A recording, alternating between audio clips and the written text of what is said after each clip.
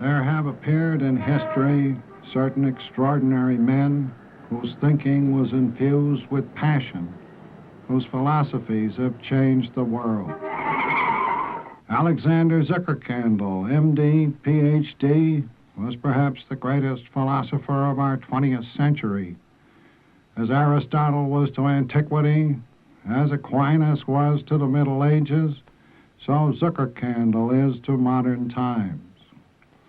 The influence of Zuckerkandl has been such that we are all his followers, whether we know it or not. Of these followers, none is more ardent than our distinguished guest speaker, Dr. Robert M. Hutchins. It was Dr. Hutchins' good fortune many years ago, while he was president of the University of Chicago, and therefore had nothing to do, to discover the great Dr. Zuckerkandl and his work. It is our pleasure to present to you now the foremost authority on Dr. Alexander Zuckerkandl, his dedicated disciple, his closest, his only friend, the Honorable Robert Maynard Hutchins.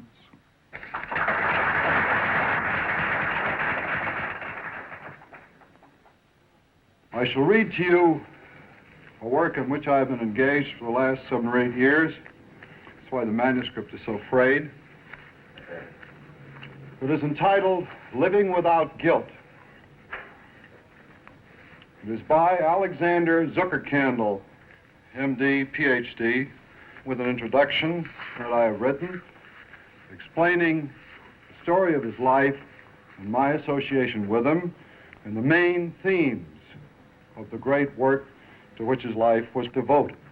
It was in a small cafe in Baden-Baden many years ago that I first encountered my late friend, Alexander Zuckerkandl, whose penetrating analysis of the cause and cure of the ills of our time I have the honor to communicate to the world. The only feature that distinguished him from the other habitués of the cafe or saloon was a small goatee, an adornment that he wore in memory of his teacher, Sigmund Freud. He welcomed me to his table with a remark that I took to be friendly. Jo, kindlich, Kammers.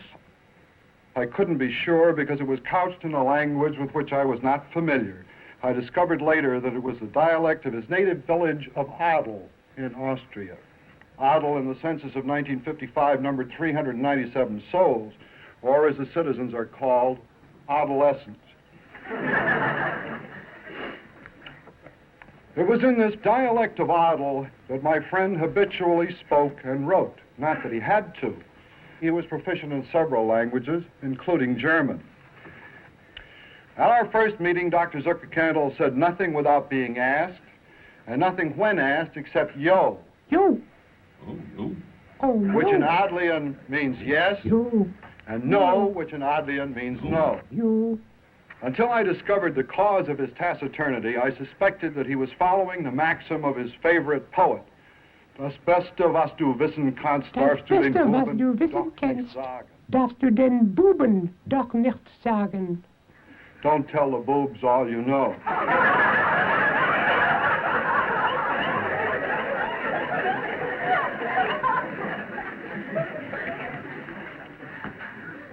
But I was under his spell. In spite of the rather inferior quality of the beer, I returned night after night to the little cafe. On our last night there together, Dr. Zuckerkandl, after consuming a case and a half of beer, led the group in singing the old Adlian folk song, Silver Threads Among the Gold. Liefchenlein is querde elf, silbern Fäden mit den Geld scheinen auf mein Pate zu Tag. Leben fahrt es acht hinweg. Doch, mein Liebchen, du wirst sein, immer frisch und fair und fein. Jo, mein Lieb. Du wirst sein, immer fein und rein und mein. I shall never forget what a figure he made standing there amid the empty cans.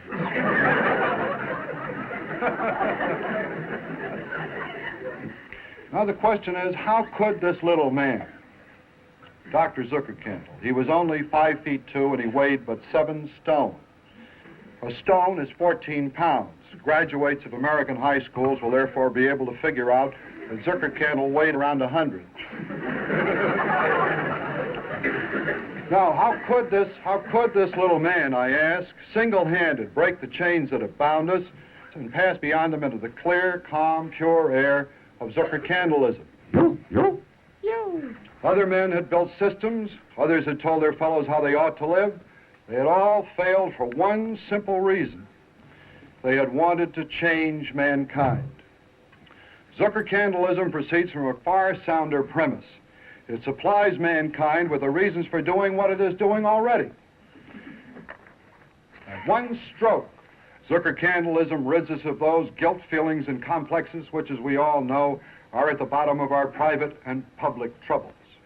Our aim in life, says Dr. Zuckerkandl, is to get through it.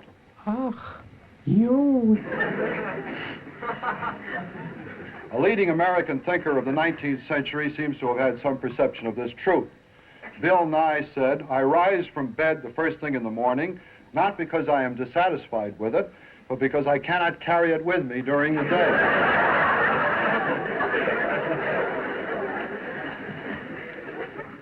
Our aim in life is to get through it without pain. You. Freud said all pain is sensation. His genius did not carry him to the insight of Zuckerkandl. All sensation is pain. Ach. Emerson's inkling of this insight peeps out through the cloak of metaphor. If we walk in the woods, we must feed mosquitoes.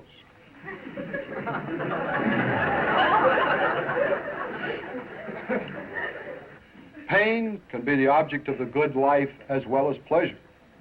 Pleasure is pain, and pain is pleasure, and since there is no difference between them, they are equally bad. Orientalischen Flibbenflabben.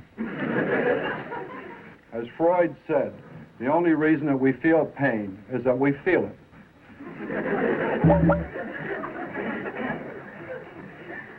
Our aim in life is therefore to get through it without sensation. Ach, you.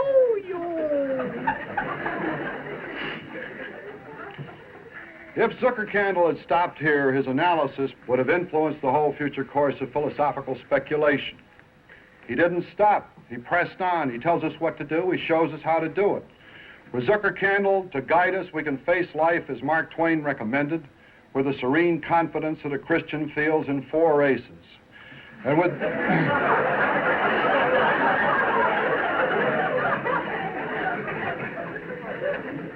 And we can face life with the composure of the man who said to his wife, "If one of us dies, I shall move to Paris."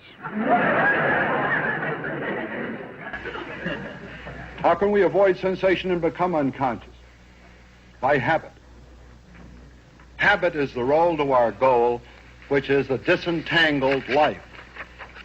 Routine living is habitual living. Habitual living is unconscious living. For a small child, tying a shoelace is a feat of engineering. After we have learned and practiced the trick, we can't remember having performed it. We perform these actions unconsciously because we perform them habitually. It follows that as far as possible, we should perform all acts habitually and hence unconsciously. You. Here we encounter the massive underlying error of Freud. In his last major work, Freud says that psychoanalysis is built on the attempt to make people conscious of their unconscious. Zuckerkandl shows that Freud had it just backwards.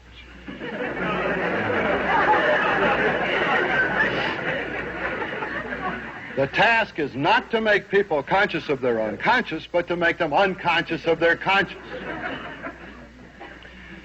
This is the path to the disentangled life, to happiness.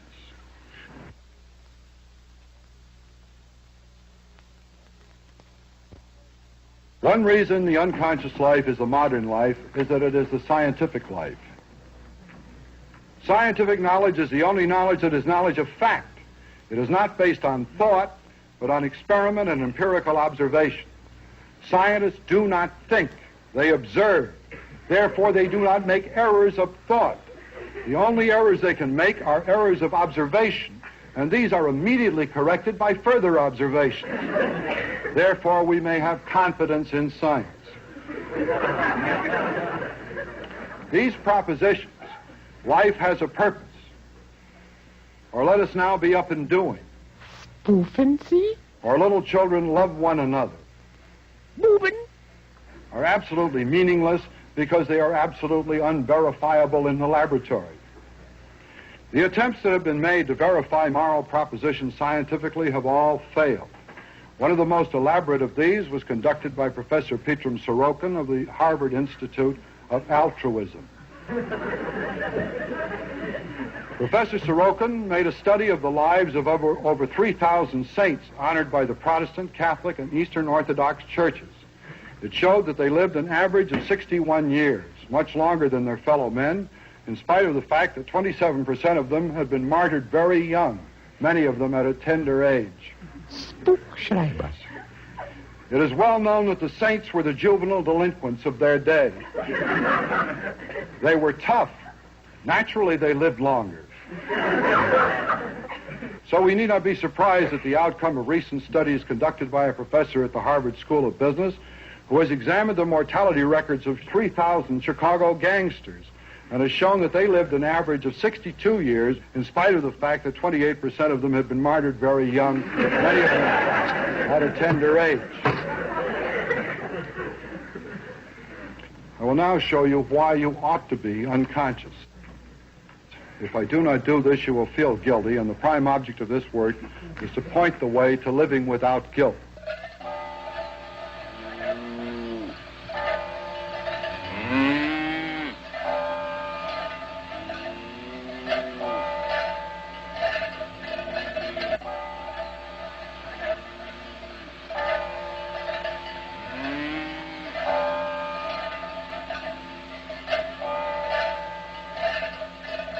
Why do we feel guilt? Because of the gnawings of conscience, what used to be called the Agenbite of inwit. Das Ingeweißen Seilgebissen. Now, where does the Agenbite come from? Religion tells us it comes from Adam and Eve. By Adam's fall, we sinned all. According to Freud, we have within us a harsh taskmaster which he calls the superego. The superego is a 19th century University of Vienna name for the doctrine of original sin.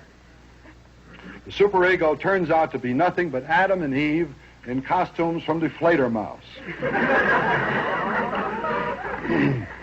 But wait, as Julius Rosenwald, a great American, once said, the secret of business success is when you've got a lemon, make a lemonade out of it.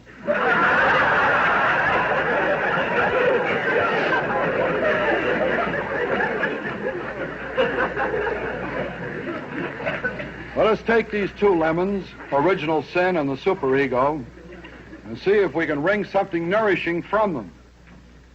The Agenbite of inwit.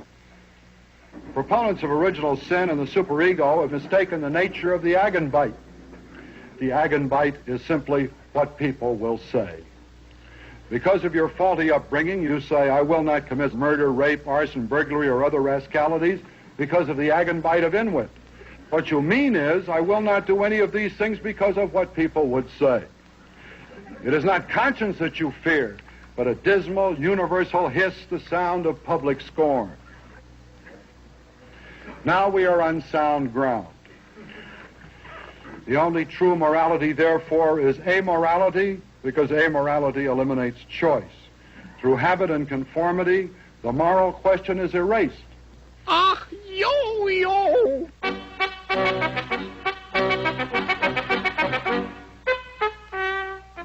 Imagine, then, a community all the members of which are unconscious. Let neither choice, nor thought, nor action destroy this paradise, this nest of softly cooing doves, unconcerned by what people will say, because they know that people will all say the same thing. Be unconscious, be detached, don't get involved. As the Shakers used to say, leave the flurry to the masses, take your time, and shine your glasses.